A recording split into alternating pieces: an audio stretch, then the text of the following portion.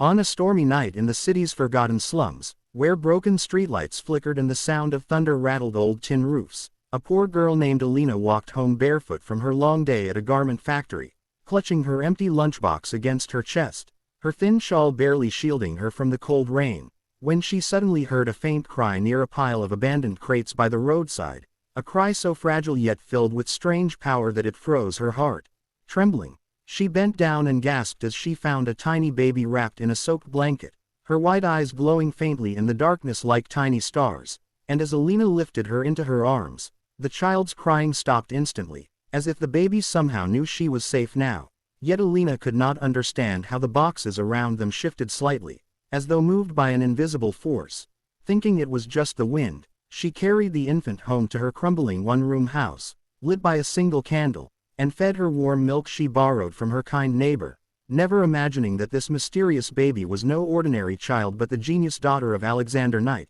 the city's youngest, most powerful, and most feared CEO, a man known for his ruthless empire and icy heart, who secretly searched day and night for his missing daughter stolen at birth by enemies. Yet fate had placed her instead in the hands of a poor, broken girl who herself had no family, no fortune, and no past she could remember beyond the age of 16, for her own memories were fragmented, shadows she never understood. In the days that followed, Alina noticed strange things. The baby, whom she named Aurora, could arrange objects into perfect shapes before she could even crawl, her little fingers scribbling numbers on the floor with charcoal that resembled advanced equations, and sometimes when Alina wept in loneliness, the candlelight would glow brighter, the wind would still, and she swore the baby's eyes shone as though comforting her with an unspoken bond. Months passed and Aurora grew, speaking words far beyond her age, reading the torn pages of books Alina borrowed from the street library, and even warning her of accidents moments before they happened,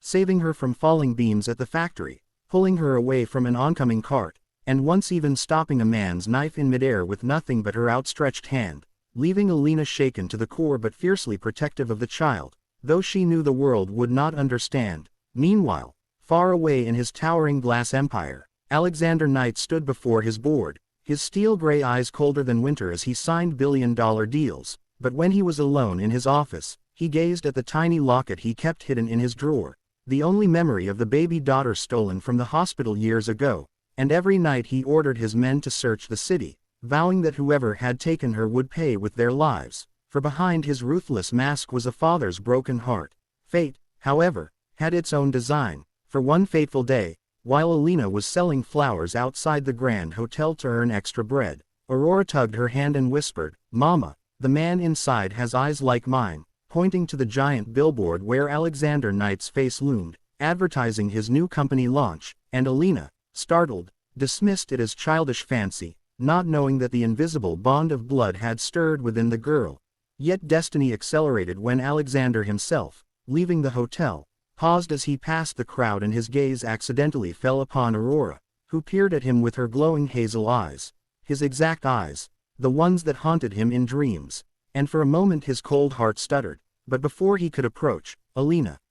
sensing danger, scooped Aurora up and disappeared into the alley, unaware that she had just triggered the storm that would change her life forever. Alexander could not shake the image, and days later his men tracked the poor girl and the child, surrounding Alina's home. Yet when they tried to snatch Aurora, the girl's power erupted, blowing the door off its hinges and throwing grown men to the ground, leaving Alina screaming in terror and clutching the child as Alexander himself entered, his tall figure filling the doorway, his sharp eyes softening in disbelief as he whispered, "My daughter." But the shock deepened when his men ran DNA tests only to confirm what no one expected. Aurora was not only his daughter but also Alina's. For years ago, Alina had been a victim of a cruel scheme, drugged, memory erased, her child stolen from her womb and hidden away, while she was cast into the slums to die, and the realization shattered her world as she struggled between anger, confusion, and a flood of buried emotions, while Alexander, for the first time,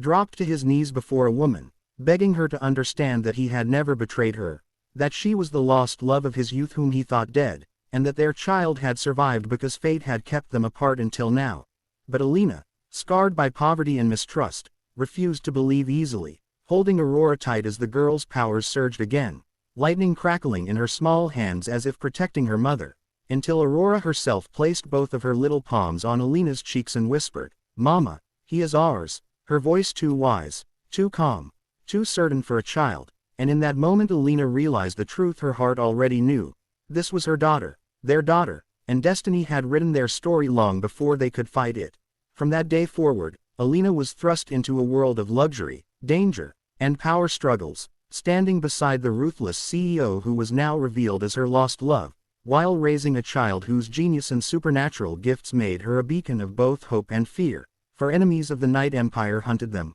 governments whispered of the child's abilities, and shadows from the past threatened to tear them apart again. But through every storm, Alina, the poor girl who once had nothing, became the shield, the heart, and the strength of the family, discovering that true power was not in wealth or empires or even supernatural gifts, but in the love that bound a broken woman, a ruthless man, and their extraordinary daughter together, rewriting a destiny that had almost been stolen, but was now unstoppable.